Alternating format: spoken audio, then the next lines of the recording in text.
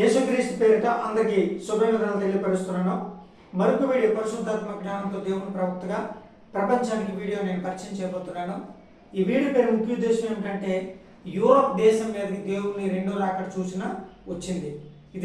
ఇది నెరవేరుతున్న ప్రవచనం.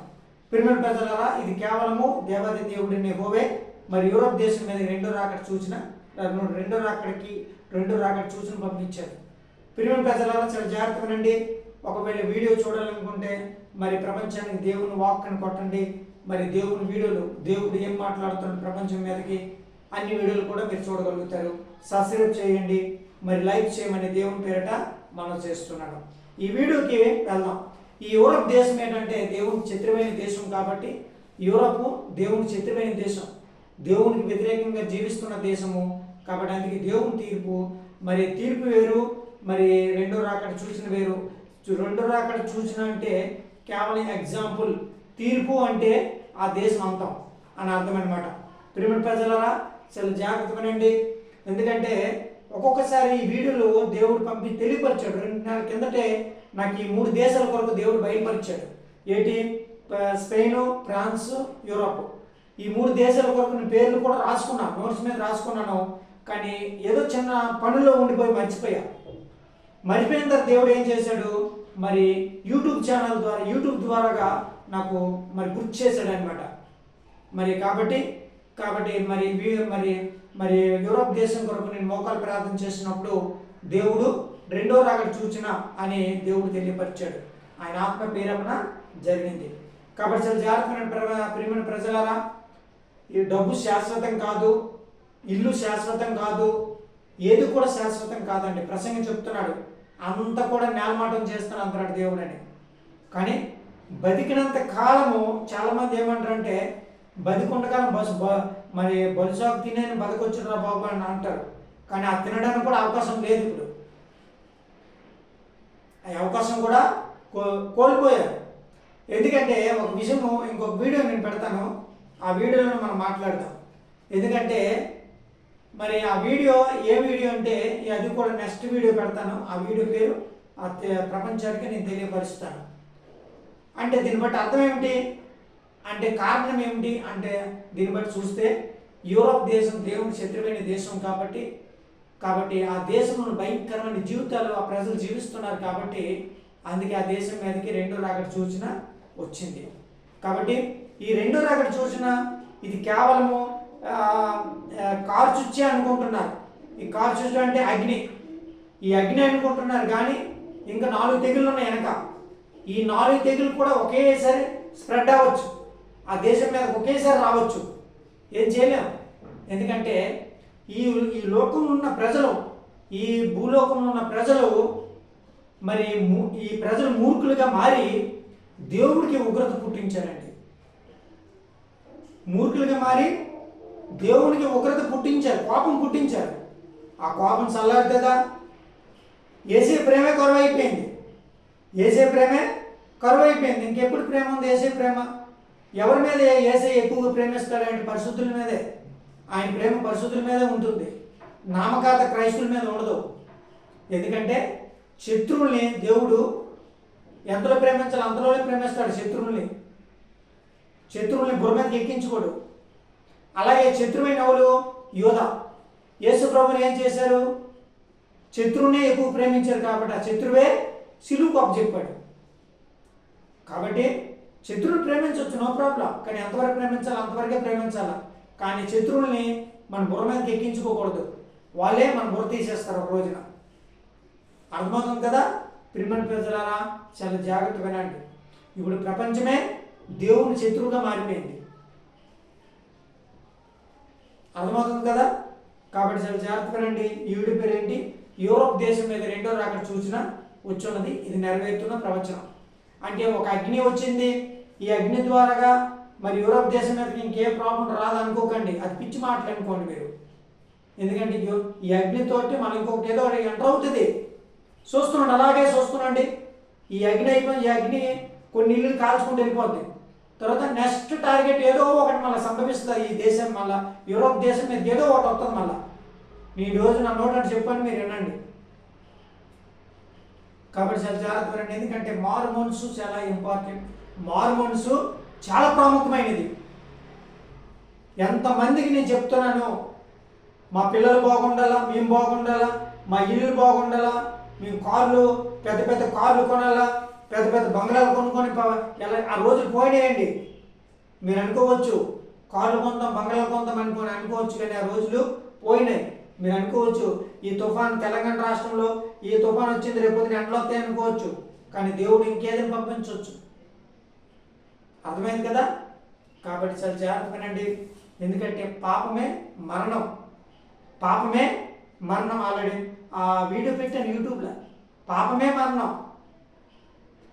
ఏ దేశంలో అయితే ఎక్కువ పాపం ఉంటుందో ఆ దేశమే ఎక్కువ మరణ సంఖ్య వస్తుంది. ఆ దేశం మీద ఎక్కువ మరణ సంఖ్య అవుతుంది.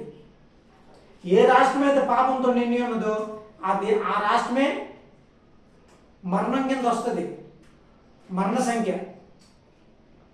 ఏ జిల్లా అయితే పాపంతో నిండి ఉన్నదో, ఏ గ్రామం అయితే పాపంతో నిండి ఉన్నదో, ఏ మనిషి అయితే పాపంతో నిండి ఉన్నాడో అది మరణం కింద వెళ్తుంది. పాపమే మరణం.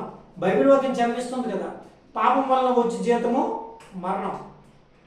నేను సొంత మాటలు ఏం చెప్పట్లేదు, ఆయన చెప్పమంటున్నాడు చెప్తున్నాను, దేవుడు చెప్పమంటున్నాడు చెప్తున్నాడు, అంతే. మీరు ఉండండి పోండి, నాకేం అవసరమా? కానీ మీరు బ్రతకాలని నేను కోరుకుంటున్నాను. దేవుడు కూడా అదే కోరుకుంటున్నాడు. మీ ప్రాణాన్ని మీరు కాపాడుకుంటారా బాబు, పశ్చాత్తాపం పడండి అంటుంటే ఒక్కడి శలనం ఉందా? ఒక్కడైనా అనుకుంటున్నారా? నాకేం పోయింది, నాకు ఈరోజు నవ్వు ఎందుకు వస్తుంది తెలుసా? ప్రజలు ఎంత మూర్ఖులుగా ప్రవర్తిస్తున్నారా? నాకు నవ్వు వస్తుంది. ఈ దేశం మీద దేవుడు ఆయన 2 రకాల సూచనలు పంపించుకుంటూ వెళ్ళిపోతానంటే ఇంకా ప్రజల్లోని చలనం రాలేకపోతుంది అంటే కారణం ఏంటి? అంతే. డబ్బు డబ్బు డబ్బు డబ్బు. ఈ ఒక్క 10 పైసలు కూడా మిగలదురా బాబు. ధనవంతులు బైబిల్ వాక్యం ఏం చదువుతుంది తెలుసా? బైబిల్ వాక్యము ధనవంతులు దేవుడి రాజ్యం చేరాలని. అది నామకార్థ క్రైస్తవులోనా, అది క్రిస్టియన్స్లో ఉంది, దేవుని బిడ్డలో ఉంది, బైబిల్లోనే ఉంది. ఆ హిందువులకి నేను చెప్పట్లేదు, దేవుని బిడ్డలో చెప్తున్నాను. కానీ ఇప్పుడు వచ్చిన పాయింట్ ఏంటంటే దేవుడికి వ్యతిరేకంగా జీవిస్తున్న ప్రపంచంలో ఉన్న ప్రజలు చెప్పవలసిందే నేను. అది నా ధర్మం. వాళ్ళ ప్రాణాలు కాపాడుకుంటారు, లేకపోతే పోగొట్టుంటారు అంతే. కానీ దేవుడు చెప్పమన్నాడు, నేను చెప్తున్నా. ఆయన చిత్తము నెరవేరుస్తున్నాడు అంతే. దేవుడికి పగ ఉన్నదంటే నాకు పగే. దేవుడికి ఎవరైతే శత్రువులు అయితే నాకు శత్రువులే. ప్రపంచం మీదకి దేవుని శత్రువు, ప్రపంచం మొత్తం కూడా దేవుని శత్రువుగా మారిందంటే నాకు ప్రపంచం మొత్తం నాకు శత్రువుగా మారింది ప్రపంచం. ఆయన కనికరించడానికి నేను కనికరించను.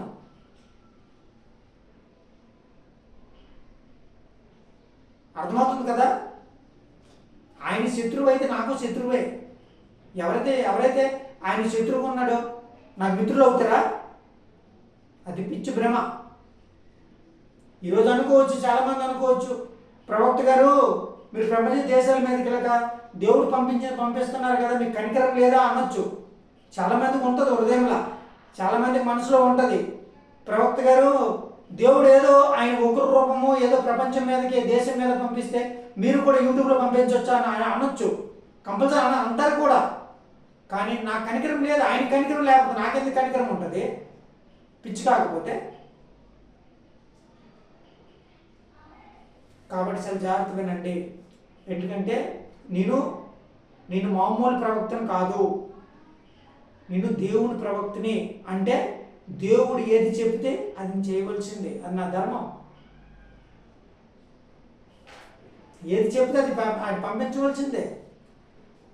కనికరము, జాలి, దయ, గుణము ఆయన దేవుడే హోగు లేకపోతే నాకెక్కడ నుండి వస్తాయి జాలి, దయ, గుణము? అర్థమవుతుంది కదా ప్రియమైన ప్రజలారా? చాలా జాగ్రత్తగానండి. పశ్చాత్తాపం పడండి, ప్రార్థన చేసుకోండి. ప్రార్థన రాకపోతే యేసుతో మాట్లాడండి. ప్రార్థన రాకపోతే యేసుతో మాట్లాడి కొంతకాలమే బతికితారు, మీ ప్రాణాలు కాపాడుకుంటారు. లేకపోతే ప్రాణాలు పోతాయి. అది కూడా నేను చెప్పేస్తున్నాను డైరెక్ట్గా. ఓకేనా? కాబట్టి ప్రార్థన చేసుకోండి, పశ్చాత్తాపం పడండి, ప్రార్థన రాకపోతే అక్కడ ఎవరైనా బ్రదర్స్ ఉంటారు, లేకపోతే సిస్టర్స్ ఉంటారు. ఎవరైనా సిస్టర్స్ ఉన్నప్పుడు ఆ పక్కన ఎవరైనా దేవుని కుమార్తెలు ఉంటే వాళ్ళకి వెళ్ళి అడగండి, అమ్మ ఏం ప్రార్థన చేయాలి కొంచెం చెప్పండి అమ్మా అనుకున్నా అంటే వాళ్ళు కొద్దిగా చెప్తారు కదా. ఎందుకంటే మీ మంచి కోసమే చెప్తున్నాను సుమా. ప్రాణం పోతే తిరిగి రాదు, మీ ఇష్టం. దేవుడు ఏమన్నాడంటే నాకు మధ్యవర్తి ఉంచాడు, నాకు అండ్ పరిశుద్ధాత్మ. నేను ప్రపంచానికి తెలియపరుస్తున్నాను ఒక దేవుని ప్రవక్తగా. పరిశుద్ధాత్ముడు వాళ్ళ మనిషిని గ్రహిస్తాడు. మనిషిని పరిశుద్ధాత్ముడు ఏం చేస్తాడంటే మనిషిని మారుస్తాడు. నేను దేవుడు చెప్పింది నేను నెరవేరుతున్నాను అంటే అర్థమేంటి? ప్రజలకి దేవుడికి నేను మధ్యవర్తం ఉన్నా. నేను ఉన్నాను, పరిశుద్ధాత్ముడు ఉన్నాడు. ఇద్దరు ఉన్నాం ఇక్కడ, ఒకరం కాదు. పరిశుద్ధాత్మ ఉంటే పలానా దేశం మీదకి దేవుని ఉగ్రత రాబోతుంది, పలానా దేశం మీదకి దేవుని భయంకరమైన ఉగ్రతలు రాబోతున్నాయని పరిశుద్ధాత్ముడు చెప్పడు. కానీ దేవుడైన యెహోవాకి ఈ భూలోకంలో ప్రజల మధ్య నేను ఎందుకున్నానంటే పలానా దేశం రా బాబు, దేశం నాశనం అవుతుందిరా బాబు, ఆ దేశంలో ఉన్న ప్రజలు నాశనం అయిపోతున్నారు, ముందు జాగ్రత్త చూసుకోండి అని చెప్పడానికి నాకు ఉంచాడు దేవుడు ప్రపంచం మీదకి దేవుని ప్రవక్తగా. కానీ పరిశుద్ధాత్ముడు దేవుడు ఎందుకు ఉంచాడని కారణం ఏంటి?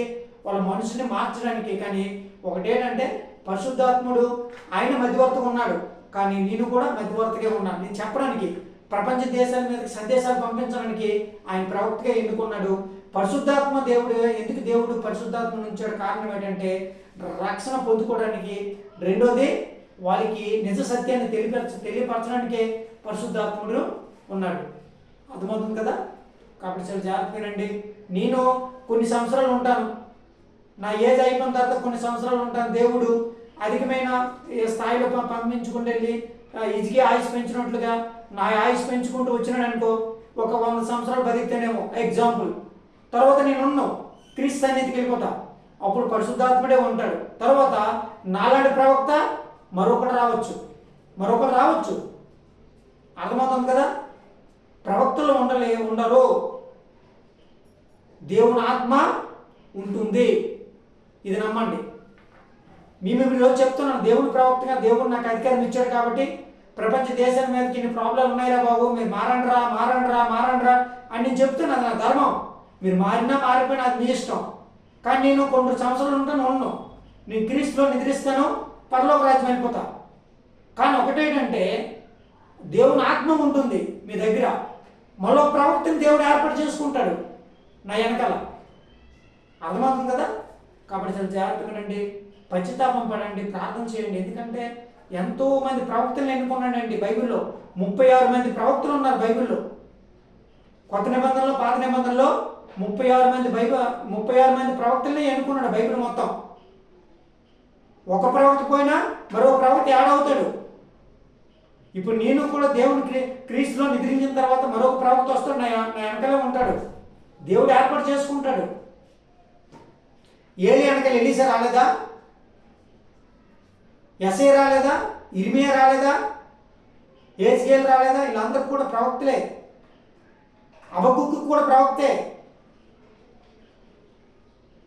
మోషే కూడా ప్రవక్తే, దానియేలు కూడా ప్రవక్తే. వీళ్ళందరూ ప్రవక్తలు కదా? 36 మంది ప్రవక్తలు ఎన్నుకున్నాడు బైబిల్ మొత్తం. కాబట్టి చాలా జాగ్రత్తగానండి. కాబట్టి ప్రియమైన ప్రజలారా, మీ మంచి కోసమే చెప్తున్నాను. ప్రార్థన చేసుకోండి, పశ్చాత్తాపం పడండి. ప్రార్థన రాకపోతే ఇది. కాబట్టి ఈ వీడియో పేరు ఏం పేరు? యూరోప్ దేశం మీదకి దేవుని రెండో రాకడ సూచించున్నది. ఇది నెరవేరుతున్న ప్రవచనం. ఈ నెరవేరుతున్న ప్రవచనంలోన భయంకర భూకంపాలు రావచ్చు, గాలి తుఫాను రావచ్చు, సునామీ రావచ్చు, తెగులు రావచ్చు. కాబట్టి పశ్చాత్తాపం పడండి. కాబట్టి మీ ప్రాణాలు మీరు కాపాడుకోండి. మరోసారి దేవుని పేరిట వందనాలు తెలియపరుస్తున్నాను దేవుని ప్రవక్తగా.